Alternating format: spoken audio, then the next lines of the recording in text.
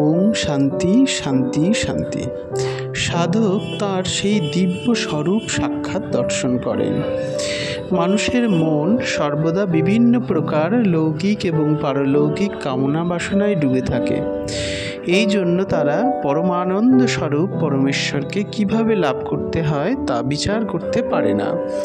তার বিষয় আসক্তি এতই প্রবল যে মনের মধ্যে কোনরূপ পরমাত্মিক চিন্তা জাগতে দেয় না।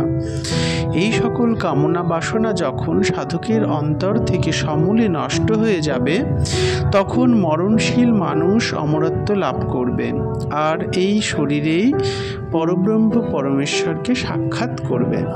যখন সাধকের হৃদয়ের অহং এবং মমত্ব রূপ সমস্ত অজ্ঞান গ্রন্থি সম্পূর্ণরূপে ছিন্ন হয়ে তার সমস্ত রকম সংশয় সর্বথা বিনষ্ট হয় এবং উপরিউক্ত উপদেশ অনুসারে তার দৃঢ় বিশ্বাস জন্মে যে পরব্রহ্ম পরমেশ্বর অবশ্যই আছেন এবং তাকে লাভ করা যায়, তখন তিনি এই শরীরেই স্থিত সেই পরমাত্মাকে সাক্ষাৎ দর্শন করেন এবং অমরত্ব প্রাপ্ত হন।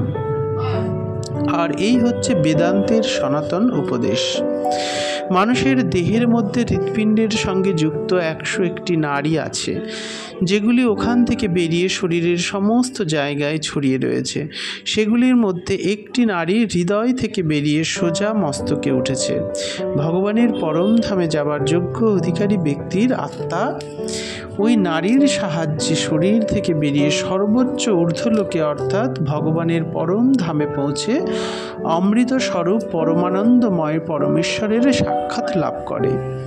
আর বাকি অন্যান্য জীব মৃত্যুকালে অন্যান্য নারীর সাহায্যে দেহ থেকে বেরিয়ে নিজ নিজ কর্মফল অনুযায়ী বিভিন্ন যোনিতে জন্মগ্রহণ করে।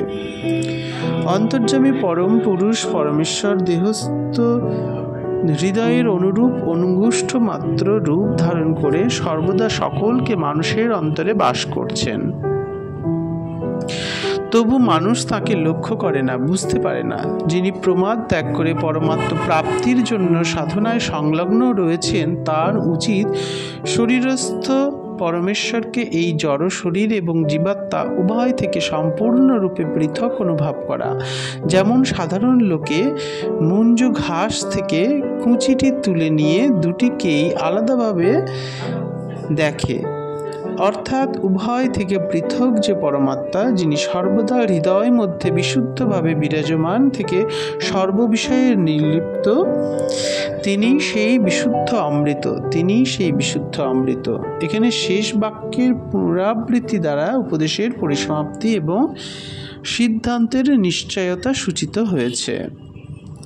এইভাবে যমরাজ কর্তৃক উপদিষ্ট সমস্ত উপদেশ শ্রদ্ধাপূর্বক শোনার পর নচিকেতা যমরাজ কথিত সম্পূর্ণ আত্মবিদ্যা এবং যোগ সাধনার বিধি সকল জ্ঞাত হয়ে জন্ম মৃত্যুর বন্ধন থেকে মুক্ত এবং সর্বপ্রকার বিকার শূন্য হয়ে পরব্রহ্ম পরমেশ্বরকে লাভ করলেন।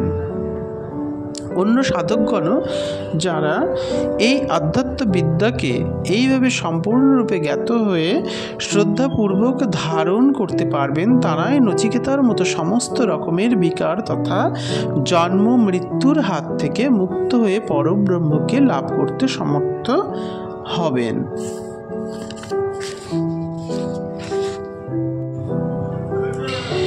কৃষ্ণ যজুর্বেদীয় কঠোপনিষদ সমাপ্ত। ওম শান্তি শান্তি শান্তি।